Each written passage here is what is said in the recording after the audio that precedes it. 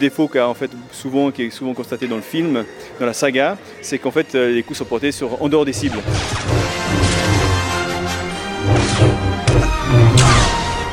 Et ça fait rire tout le monde. Et là, on a décidé, en tout cas ici, moi j'ai décidé d'enseigner avec des vraies cibles, des vraies acquisitions de cibles, des systèmes défensifs, de l'acrobatie évidemment aussi, mais aussi de la manipulation artistique, c'est-à-dire de savoir jongler avec une arme, pouvoir en fin de journée réussir à monter un petit combat. C'est vraiment le travail.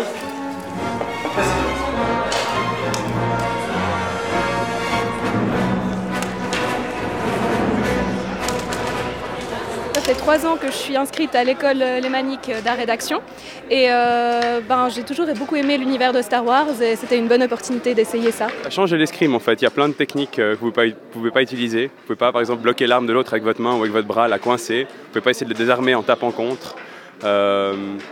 Il y a plus d'élégance aussi, disons, il faut essayer de faire des mouvements, c'est plus théâtral. C'est exactement ce que j'attendais, sauf bien évidemment qu'il va falloir que je pratique beaucoup plus pour arriver à développer certains automatismes et une vraie maîtrise de tout ça. Mais à mon avis, c'est à partir de plusieurs cours et plusieurs stages que ça devient vraiment intéressant.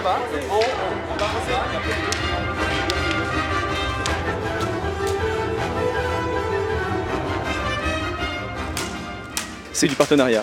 Il n'y a pas d'esprit de compétition, chacun va à son rythme et c'est à deux qu'on arrive au bout de quelque chose qui est une chorégraphie.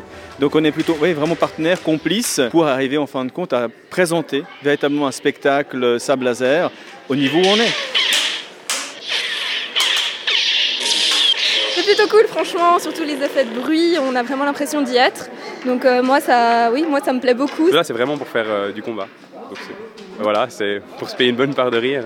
Et puis l'idée c'est de s'entraîner un peu et faire 2-3 démos, des vidéos et tout. Des choses comme ça pour rigoler.